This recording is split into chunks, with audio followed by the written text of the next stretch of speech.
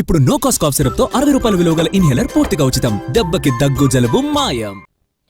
సృష్టి test tube baby centre కేసులో doctor నమ్రత custody విచారణలో సంచలన విషయాలు వెలుగు చూస్తున్నాయి. శిశువుల అక్రమ రవాణా, నిబంధనలకు విరుద్ధంగా సరోగసి పేరుతో చీటింగ్, ఫర్టిలిటీ సెంటర్లో జరుగుతున్న అక్రమ దందాలపై కస్టడీలో డాక్టర్ నమ్రతను విచారణ చేస్తున్నారు.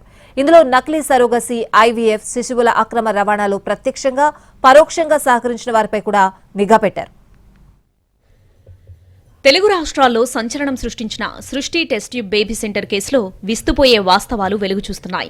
ప్రధాన నిందితురాలు డాక్టర్ నమ్రతను పోలీసులు కస్టడీలోకి తీసుకున్నారు. నకిలీ సరోగసి, ఐవీఎఫ్, శిశువుల అక్రమ రవాణా అంశాలపై విచారణ చేస్తున్నారు. మొదటి రోజు కస్టడీలో భాగంగా చైల్డ్ ట్రాఫికింగ్, అక్రమంగా సరోగసి, ఐవీఎఫ్లపై విచారణ జరిపితే నోరు మెదపలేదు. ఏ ప్రశ్న అడిగినా కూడా తాను ఏ తప్పు చేయలేదని, నేను సర్వీస్ చేస్తున్నాను తప్ప మోసం చేయలేదని మొసలి కన్నీరు కారుస్తున్నట్టు సమాచారం. అయినా పోలీసులు తమదైన శైలిలో డాక్టర్ నమ్రతను విచారణ చేసి స్టేట్మెంట్ రికార్డ్ చేశారు. పిల్లల్ని కనాలనే కోరికతో ఐవీఎఫ్ కోసం వచ్చే దంపతులను డాక్టర్ నమ్రత సరోగసి వైపు మళ్లించేది. అనంతరం సరోగసి చేయకుండానే చేసినట్లుగా నమ్మించి వారి వద్ద నుంచి 30 నుంచి 50 లక్షల వరకు దోచుకునేదని పోలీసుల విచారణలో తేలింది. బాధితులతో మాట్లాడిన సమయంలో 50 నుండి 60 మందికి పైగా సరోగసి పేరుతో మోసం చేసి ఉండొచ్చని పోలీసులు అంచనా వేస్తున్నారు. అయితే ఇంతమంది పిల్లలను ఎక్కడి నుండి తెచ్చారు, వారి తల్లిదండ్రులు ఎవరు, ఒక్కొక్క శిశువును కొనడానికి ఎంత నగదిచ్చారు అనే వాటిపై ఆరా తీస్తున్నారు పోలీసులు. శిశువులు ఎక్కువగా గుజరాత్, రాజస్థాన్, ఏపీ నుంచి ట్రాఫికింగ్ చేసినట్లు పోలీసులు అనుమానిస్తున్నారు. చాలా కేసుల్లో సరోగసి చేయకుండానే పేద మధ్యతరగతి దంపతుల ఆర్థిక పరిస్థితులను ఆసరాగా తీసుకుని వారికి ఎంతో కొంత చెల్లించి వాళ్ల పిల్లలను సంతానం లేని దంపతులకు సరోగసి పేరుతో అంటకట్టినట్లు గుర్తించారు. ఇలా కోట్ల రూపాయలను సంపాదించిందని అనుమానిస్తున్నారు పోలీసులు.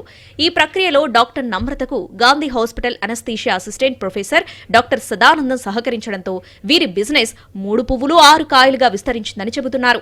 మరోవైపు పోలీసులు నమ్రతతో పాటు ఆమె టీం, ఆమె ఏజెంట్లు, ఏఎన్ఎంలు, ఆశా వర్కర్ల పాత్రపైన ఆరా తీస్తున్నారు. దంపతుల వద్ద ఎంత పెద్ద మొత్తంలో డబ్బులు వసూలు చేశారనే దానిపైన విచారణ చేస్తున్నారు. విజయవాడ, వైజాగ్, హైదరాబాద్ సృష్టి ఫెర్టిలిటీ బ్రాంచులపై వివరాలను సేకరించిన పోలీసులు వీరి దగ్గరకొచ్చిన క్లయింట్స్ కి కాల్స్ చేస్తే చాలా మంది భయంతో స్పందించడం లేదని తెలుస్తోంది. మరికొంతమంది మాత్రం తమను వదిలేయండి సార్ అని వేడుకుంటున్నారనే విషయం బయటపడింది. అంతేకాదు న్యాయవాద వృత్తి పేరుతో డాక్టర్ నమ్రత కొడుకు జయంత్ కృష్ణ బెదిరింపులకు దిగేవాడని బాధితులు చెబుతున్నారు. వీటిపైన పోలీసులు విచారణ చేస్తున్నారు.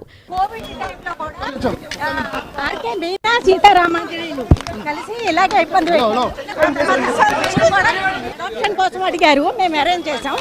వాళ్ళు భార్యాభర్తల గొడవల్లో అడాప్షన్ అనేది తీసుకోకుండా వదిలేశారు.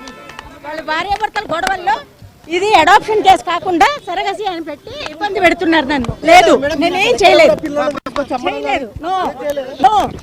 ఎలిగేషన్ మాత్రమే.